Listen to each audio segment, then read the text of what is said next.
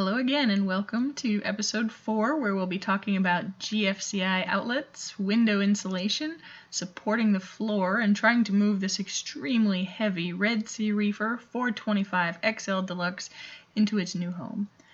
There was a lot of work done even before we got the tank home in order to make sure we didn't do something stupid to ourselves or our home. We wanted a nice tank, but not at the expense of our health or a floor that is caving in from the approximately 1,500 pounds of weight that our floor needs to support. That's 3/4 of a ton. Salt water weighs about 64 pounds per cubic foot, and a gallon weighs about 8.6 pounds. This tank holds around 120 gallons with the tank and the sump, bringing our total to 1,032 pounds of water alone, not including the rocks, tank, stand, or equipment that will go on it. The logistics of transporting and unloading the tank were not something we planned extremely well for. Because we ordered the tank from the local fish store, we weren't sure exactly how big the box was, how much it weighed, or even if we'd be able to lift it on our own. Join us for the adventure. It was not boring. If you are going to install gallons and gallons of water in your home and then fill it up with electrical equipment that's notorious for going bad, GFCI outlets are critical in my opinion. There are too many stories of stray voltage in a tank shocking the living daylights out of someone and tossing them across the room for me to want to test my luck. Water running down a cord or spraying into an outlet can also cause fires, and turning off the power immediately is critical in those cases. I like my house, thank you very much. We installed the outlet by the tank so that it would be triggered if anything like that happened. In order to do this properly, we needed to know where the tank was going to sit and then identify which circuit the nearby outlets were on. We went through the breaker box systematically, testing each outlet and light in the room to see where the circuit was laid. Since we don't have an outlet tester, we used a can opener to detect when an outlet was live or dead, as breakers were switched on and off. When we were done, we had a map of the full downstairs area of kitchen, dining room, and living room.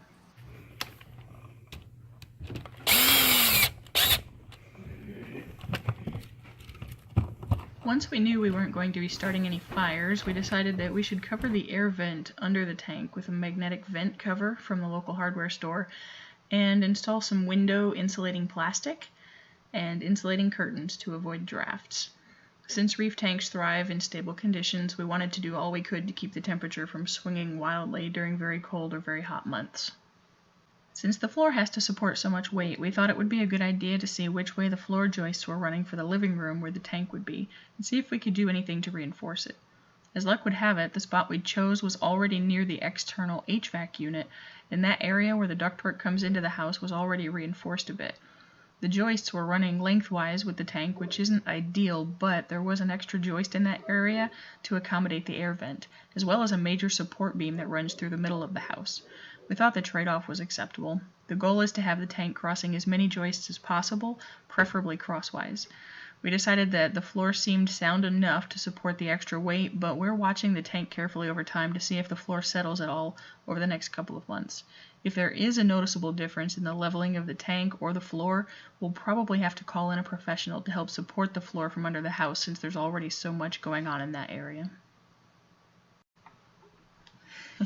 So transporting and unloading this tank was almost more than we bargained for. We had no idea what we were getting into. In my head, I heard the store clerk previously saying that we could unbox it from the crate and load it into the car in smaller pieces, which I planned to do, but I was distracted by fish while my husband and the store employees hauled the tank outside, and it went into the car before I knew it had happened. So, this thing that we got from the store weighs probably over 3,300 pounds. 1,000 pounds.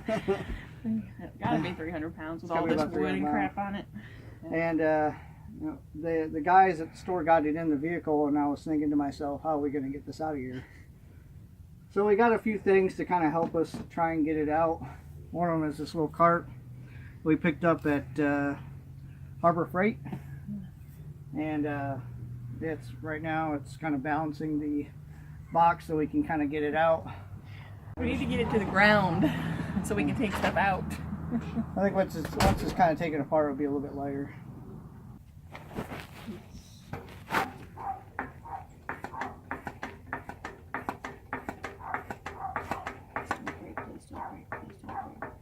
It's farther to fall if that thing fails. So Isaiah, get on this side. Basically, we're gonna balance it a little bit, and I'm gonna try and pull it towards me. Lift up, Isaiah. That. All right. Well, it didn't go anywhere, but the cart did. You dig the crap out of the cart. That's all right. That's what it's for. That's why we have a mat. Right. So now we're closer to the edge. That's what I want to see. All right. Now we'll try to lower it. You want to do it again and get it on the bumper? Can. All right. Lift up, Isaiah, so we don't scratch them so much. Good. Okay. We're gonna. Come over on my side. Help me lift. Lift and just push it. There we go. All right. So it's right on the edge of the bumper, as you can see. And we're gonna try and lower this thing, I guess.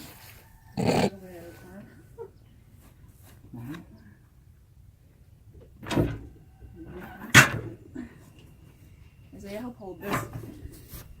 Wait. We have to have this back. Isaiah, lift up. Hold on a minute. Hold on. 1, 2, 3. Okay. All right. So we're gonna take the box apart since it got pretty close.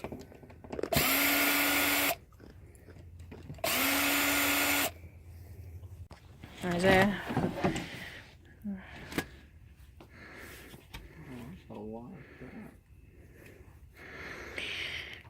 Oh, no wonder it's so heavy.